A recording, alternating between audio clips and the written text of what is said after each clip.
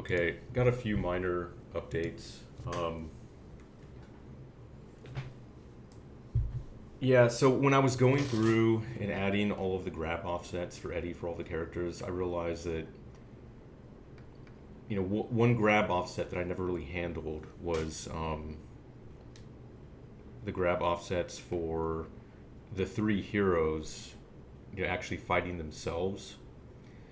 And so, I went in and I hooked those up, and it did reveal some interesting things because basically, some of the characters, like Hagar, Guy, and Cody, they didn't actually have all the same animations hooked up as the rest of the characters. Like, for example, none of them had like pummeled animations as if somebody else pummeled them.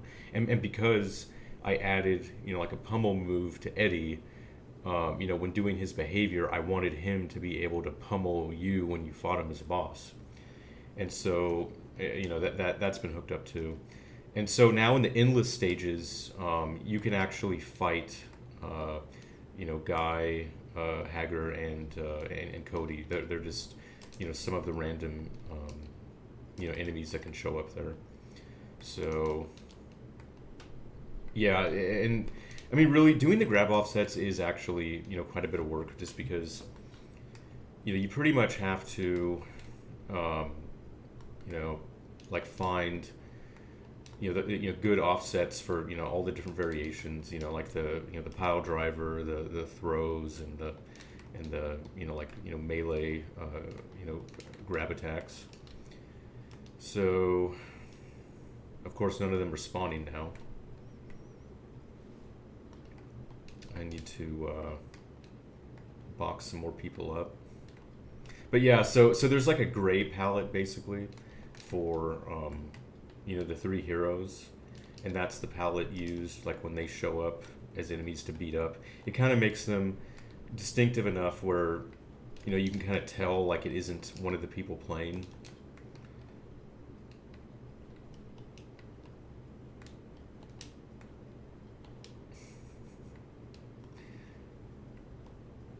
Yeah, see that's what randomization gets you. You never know what's going to spawn.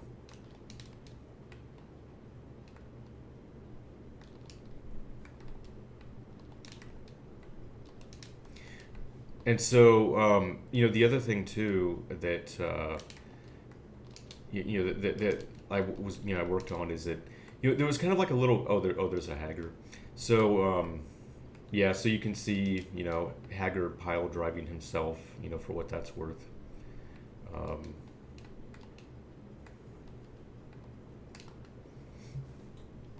if I can get him.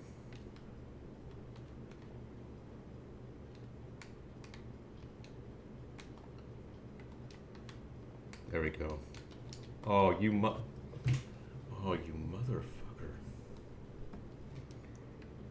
Wait a minute. I'm gonna get this guy. There we go. Yeah, and you can see how like Haggard can be. Oh, he's dead already. But yeah, but they can all be pummeled too. So like the like the bouncing and spinning up in the air. That's in there for the three, heroes. But yeah, it does give the endless stages like a little bit more enemy variety, which is good, I guess. Um, but it does multiply the work, because now, I have to add in some additional behaviors for, three more characters. Give them some unique things that they can do to you. Because technically, they can do everything that that a player would be able to do.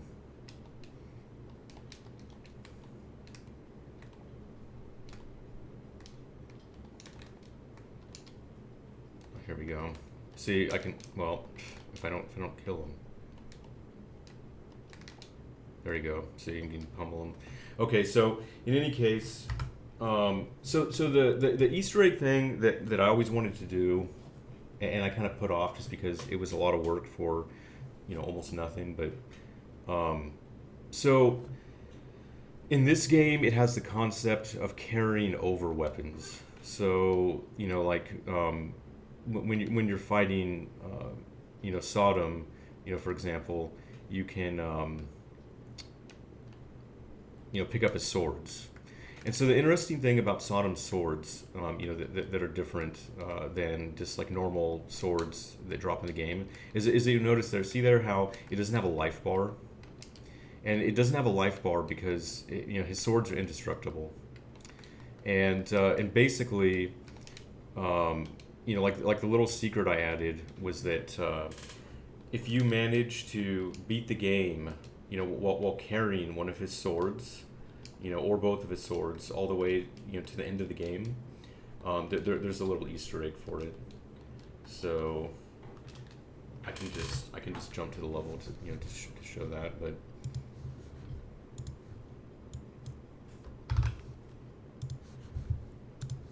So basically, this is what will happen after you beat the game if you manage to carry one of Sodom's swords all the way to the end of the game.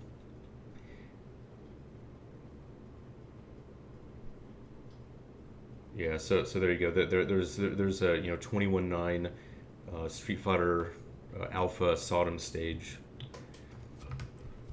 Yeah, I mean, and it was fairly easy to do because the CPS2 games are the same aspect ratio, and Street Fighter Alpha, the backgrounds actually are pretty low detail, so they more or less fit in with the Final Fight art. So there you go. There's that.